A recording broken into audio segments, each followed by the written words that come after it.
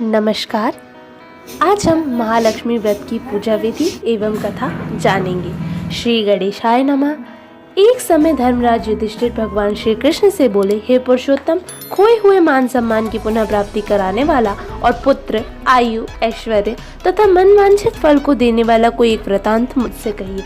श्री कृष्ण जी ने युधिष्ठिर से कहा, हे राजन, सतयुग के प्रारंभ में जबकि दैत्यराज वृत्तासुर ने देवताओं के स्वर्गलोक में प्रवेश किया था, तब यही प्रश्न इंद्र ने नारद मुनि से किया था। इंद्र के पूछने पर नारद जी ने तब उन्हें इस प्रकार का वर्णन किया।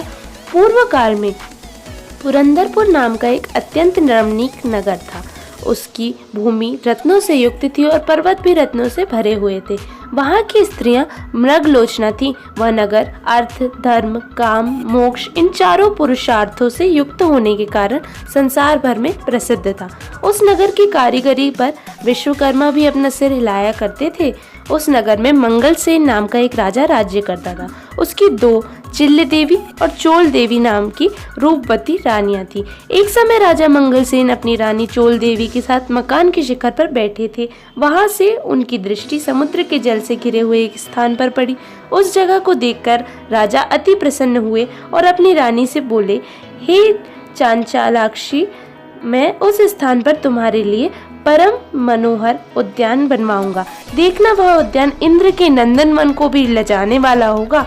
राजा के ऐसे वाक्य को सुनकर रानी ने कहा, हे कांत, ऐसा ही कीजिए। राजा ने अपने विचार के अनुसार उसी स्थान पर एक सुंदर बगीचा बनवा दिया। वह बगीचा थोड़े ही दिनों में अनेक वृक्ष, लता, फूलों और पक्षी गणों से संपन्न हो गया। एक समय उस उद्यान में मेघतुल्य काला और रक्त वर्ण तथा चंचल नेत्रों से युक्त शूकर घुस आया।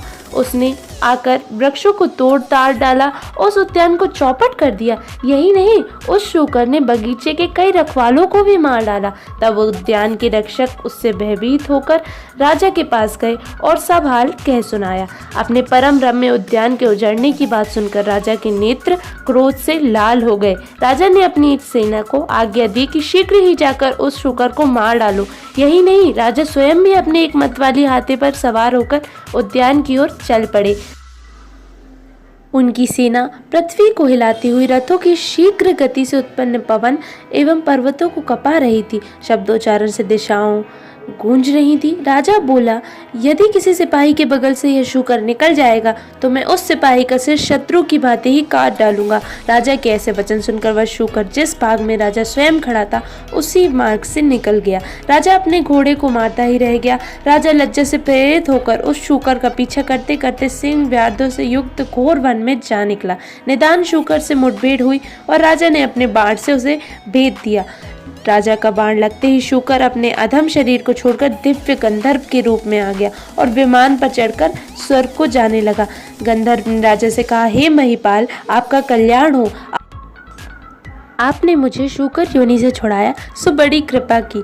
मैं चित्ररथ नाम का गंधर्व हूँ। एक समय जबकि ब्रह्मा जी देवताओं के बीच बैठे हुए मेरा गायन सुन रहे थे, तब मुझसे ताल स्वर की भूल हो जाने पर वे रुष्ट हो गए थे। उन्होंने रुष्ट होकर मुझे श्राप दिया था कि तू पृथ्वी पर अब शूकर होगा। जिस समय राजा मंगल तुझे अपने हाथों से मारेगा, तब तेरी शूकर योनि से मुक्ति होगी।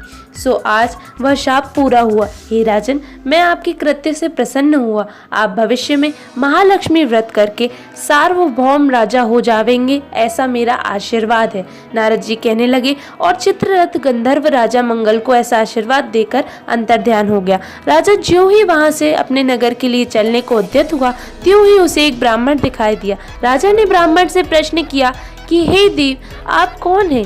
इस पर ब्राह्मण ने उत्तर दिया, हे राजन, मैं आपके ही राज्य का एक नागरिक हूँ।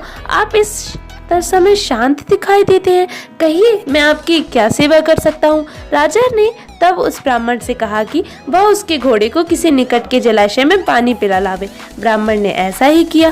वह घोड़े की पीठ पर सवार होकर जलाशय की ओर आता है।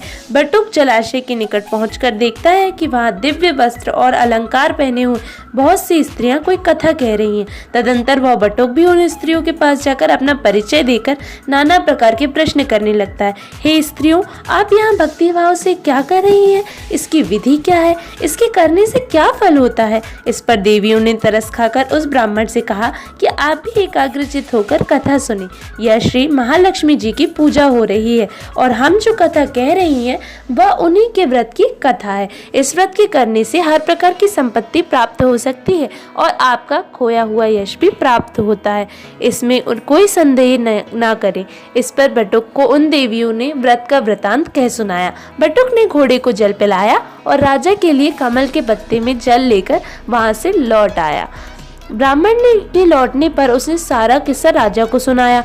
वही व्रत की कथा राजा ने से कह सुनाई। महालक्ष्मी का पूजन तथा व्रत करके राजा अपने समस्त ऐश्वर्य का भागी बना कर वन से उस बटुक ब्राह्मण के साथ ही अपनी राजधानी को लौट आया। सबसे पहले राजा अपने मित्र ब्राह्मण के साथ अपनी बड़ी रानी चोल देवी के महल में जाता है। रानी ने जब राजा के दाहिने हाथ में व्रत का धागा बंधा हुआ देखा तो राजा से रुष्ट हो जाती हैं। वन में वह डोरा किसी अन्य स्त्री ने राजा के बांध दिया होगा, ऐसा विचार कर चोल देवी ने राजा के हाथ से वह डोरा तोड़कर धरती पर फेंक दिया। उसी समय छोटी रानी चिल्ले देवी भी वहां आ पहुंचती हैं। वह उस डोरे को उठा लेती हैं और पास ही खड़े बटुक ब्राह्मण से उस डोरे का संपूर्ण रहस्य जान लेती हैं। दूसरे वर्ष जब महालक्ष्मी व्रत का दिन आता है तब राजा अपने हाथ के डोरे को देखते हैं और चिल्ल रानी के महल में व्रत और पूजा आदि का संदेश पाकर पहुंच जाते हैं। वे इस प्रकार चोल रानी से रुष्ट हो जाते हैं और चिल्ल रानी से प्रसन्न हो जाते हैं। पूजन के दिन ही लक्ष्मी जी चोल रानी के महल में एक वृद्धा का रूप धारण कर पहुंचती हैं। वहां चोल रानी लक्ष्मी जी का अनादर करती है। तब अप्रसन्न होकर लक्ष्मी जी चोल रानी को श्राप देती हैं कि जा तेरा मुख शूकरी जैसा हो जावे, तब तू अंगिरा ऋषि के आश्रम में जाएगी, तब वहाँ के कृत्य से तू अपना स्वरूप प्राप्त करेगी। इसके बाद लक्ष्मी जी चिल्ल रानी के महल में जाती हैं। वहाँ रानी ने उनका बड़ा आदर किया। प्रसन्न होकर लक्ष्मी जी ने चिल्ल रानी से कहा, हे रानी, मैं तेरे पूजन तथा आदर सत्कार से प्रसन्न हुई हूँ, तू वर मांग। तब चिल्ल रानी से प्रार्थना करते हुए कहा, हे देवी, जो भी तुम्हारे इस व्रत को करे उसके घर में तुम सदा निवास किया करो। जो आपके इस व्रत की कथा को श्रवण करे और पढ़े उसकी आप सभी मनोकामनाएं पूरा किया करो। मैं आपसे बस यही वरदान चाहती हूँ। लक्ष्मी जी चिल्ल रानी को वरदान देकर अंतर्ध्यान हो जाती हैं। उसी दिन चोल रानी चिल्ल रानी के द्वारपालों द्वारा अपने शूकरी जैसे मुख के हो जाने के कारण अपमानित होती हैं। तब चोल रानी अपना मुख दर्पण में देखती हैं और अपने किए पर पछताती हैं। लक्ष्मी जी के शाप के अनुसार चोल रानी अंगिरा ऋषि के आश्रम जाती हैं। वहां ऋषि के कहने के अनुसार वह महालक्ष्मी व्रत करती हैं और अपना खोया हुआ स्वरूप प्राप्त करती हैं। ऋषि के आग्रह से राजा मंगल अपनी बड़ी रानी को ग्रहण करता है। इस प्रकार राजा मंगल सेन अपनी दोनों रानियों सहित बहुत वर्षों तक राज्य सुख भोगता रहा। वह अपने समय का चक्रवर्ती राजा माना जाने लगा। उसका बटु ब्राह्मण भी इसके विशाल राज्य का मंत्री बना। राजा मंगल सेन अपनी रानियों की निरंतर इस व्रत के करते रहने से अंत में स्वर्ग को गया और आकाश में उसे श्रवण नक्षत्र का स्वरूप प्राप्त हुआ। अंत में ऋषि नारद ने इंद्र से कहा, हे देवराज, जो भी इस व्रत को करेगा वह अवश्य ही इस लोक के समस्त सुख भोग कर मोक्ष को प्राप्त होगा। अतः तुम भी व्रतासुर दैत्य का नाश करने हेतु इसी व्रत को करो।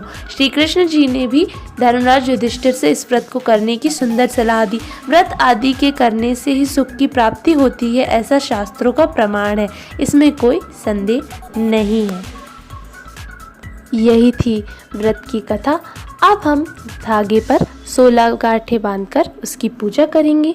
फिर पोलापुर पाटन गाँव मंगल सेन थे राजा, आमोती दामोती रानी, बम्बन बरुआ कहे कहानी, सुनो महालक्ष्मी देवी रानी, हमसे कहते तुमसे सुनते 16 बोल की एक कहानी। इस कहानी को आपको 16 बार पढ़ना है। राधे राधे।